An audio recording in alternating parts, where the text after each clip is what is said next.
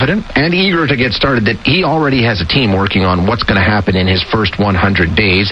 We know there's lots of laws that he said he would do away with, the carbon tax. He's talked about the gun control buyback, all that sort of stuff gone. Changing some, maybe even creating a few of his own. You would have to think he's talked about bail reform and those sorts of things. So everyone has an idea on where he should start, including our next guest, Bill Bewick, Executive Director of Fairness Alberta. Bill, thank you so much for joining us. I appreciate your time. Happy to be back, Shaye. Yeah, so you recently wrote a piece that our listeners can find at thehub.ca where you make the case that the balance needs to be restored in this country, right? It's your thinking that Ottawa has just grown too big and is far exceeding their jurisdiction in so many areas. Yeah, I know one of the other things the new government will be very stressed about is what to do with the massive deficit and how to get federal finances under control. And to me, the easiest place to start is how about you stop duplicating all the things that the provinces either do or should be doing, and just kind of get back in your lane and shave off a bunch of the sort of tentacles of the Ottawa octopus, as I put it in the column. What areas stand out when you take a look at what programs or what policies sort of are causing more problems than they're worth? What stands out to you? Well, if you take a look at the federal budget, well over half of their spending is in areas that are either exclusively provincial or shared jurisdiction. So when you think about things like and when you think about the things that they've done in the last sort of 4 or 5 years that have really added to the deficit, child care, dental care, pharmacare.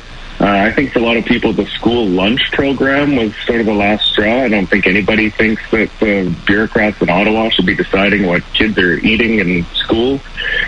So I just feel like there's too much effort to get into. They might be popular. There might be voters that want these things. But if that's the case, they should be talking to their province about it. And it just makes so much more sense for Ottawa to say, no, you know what, that's your jurisdiction. You guys take care of that. If you have a problem with that, please take it up with your provincial government. And if you don't like the way your provincial government's doing it, then vote in a different government. Yeah. And you point out in the piece that Quebec's been doing some work on this. They always seem to be at the forefront of sort of exerting provincial jurisdiction. And they've created a bit of a template, their own fair deal report. We know about, fair deal reports in this part of the country, that's for sure. But they have their own. What does it say? They have sort of 40-some recommendations, and a fair chunk of them are things to preserve French culture, which is fine. But in Section 2, they go through a number of proposals to rebalance the sort of fiscal state of the Federation. And a lot of those are, yes, Quebec is very active on this front, but a lot of them are sort of repeating things that Alberta's been arguing for in Saskatchewan. And more recently, even BC and Newfoundland have been complaining about equalization. So I think there's a building consensus that we haven't seen in my lifetime.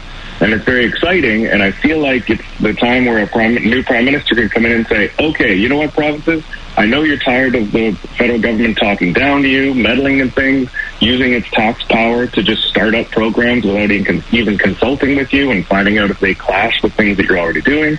So we are going to sit down and let's talk about all the things that we have shared jurisdiction over or that we are meddling in that should be yours, and let's fix it for a generation. Just completely rebalance it. And what that will mean is Ottawa ultimately reducing its taxes considerably. So the taxes, the taxation power, which, like you say, that's the hammer. I mean, the money sort of rules the day. More of that ends up in the hands of the provinces. Yeah, and I know in the past everybody's always said, as if Ottawa's ever going to want to give up any of its tax powers and abilities. But I sort of think that, as you said, it looks like federal Conservatives are likely to have a solid majority the next election. I feel like this group might actually be interested in getting Ottawa's deficit down for good.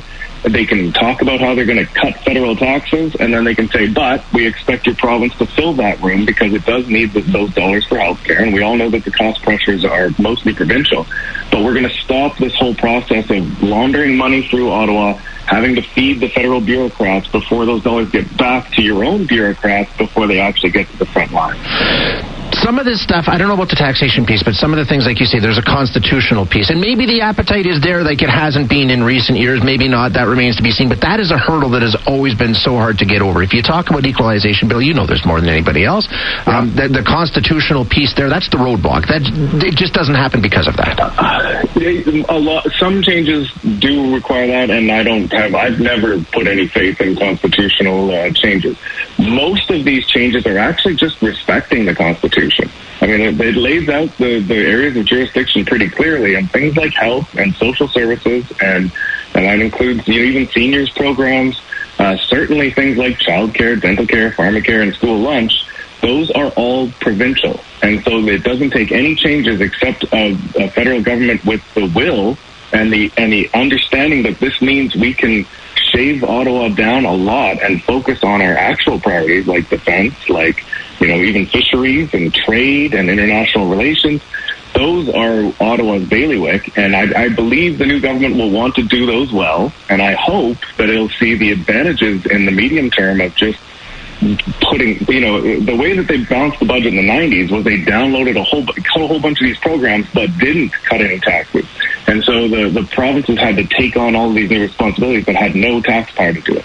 I think this will be a lot more politically palatable if the government is saying, we want to stop doing these things and we're going to reduce our tax load and let you take that tax room and balance it out so that the provinces are never begging Ottawa for more money to fix the very important things that they have cost pressures on.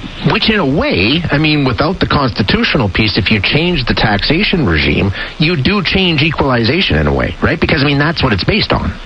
To an extent, yes. And as you know, I've been one of the biggest critics of equalization. Yeah. But if one of the biggest criticisms is we don't even need this program because of all these other federal programs that are quietly delivering even more equalization through the fact that the wealthier provinces send the money to Ottawa and then they get back what they get back, and then the poorer provinces get a whole bunch of health transfer, social transfer. All these transfers quietly duplicate equalization. So if you actually got rid of all the quiet duplication and let the provinces be fully responsible for their areas, I think you would have a very good reason to have a robust equalization program. It still needs some tweaks, as I've pointed out before, but then equalization would be the transparent place where we see the equalization and we see the federal government taking from the richer provinces to make sure that the Maritimes can have a decent healthcare system. But it would be very transparent, and I think then people would support it. And like you say, it's rare to find a prime minister who would say, you know what, we understand that the taxation power is a big tool in the toolbox, and you think there is a possibility, an appetite there to sort of surrender some of that back to the provinces? I do, and it's because you could reduce so much duplication of administration. Yeah. I think if Ottawa realized that, yes, we're going to give up the power to dangle these carrots on healthcare or dangle these carrots on other social programs, if you had a government that wasn't that excited about doing social programs and really just wanted to focus on doing the federal responsibilities well, I think they might want to say, you know what, those are just headaches and those are distractions, and we want to focus on the things that Ottawa needs to do right. And so I'm willing to sort of be the Prime Minister who changes Canada forever and gives the provinces the powers they've never really had to fulfill their jurisdiction. Interesting stuff, Bill. As always, thank you so much for being with us today. I do appreciate it. My pleasure. Anytime. Thank you very much. Feel free to go to fairnessalberta.ca to learn more. Excellent. Thanks, Bill. Thanks, Bill Bewick, Executive Director of Fairness Alberta. It's an interesting piece. It's an interesting proposal. And, there's no question that the balance has been tipped. And there's not a province within Canada that hasn't made the case lately. Some seem to come out a little more advantageous. It benefits them a little bit more the way that the current things are working, right? But we've heard cries of you're stepping on our jurisdiction from any number of premiers over the past several years, and clearly things aren't working the way that they are. And does it get better if it's all tied to the money, right? That you know how that works. Money talks. That's how it works. So if the federal government basically controls the purse strings and then leaves the provinces, as Bill says, coming back and sort of begging for, you've implemented all of these programs and we've got healthcare responsibilities and on and on and on and on it goes. Once again, you've got Ottawa in the position of power. So if Ottawa does relinquish some of that power take some of that taxation power and says, listen, Canadians are still you're not getting a tax break out of this necessarily. It's the same amount of tax, but Ottawa, instead of controlling, what is it, about 75% right now, something like that, we're going to knock it down to 50%. You can take that other 25% and do with it what you want. I think the provinces would be more than happy to take them up on that. And then that de facto does tweak the equalization system in the province. It's an interesting idea. 780-451-8800, 403-974-8255. We've got a lot of conversation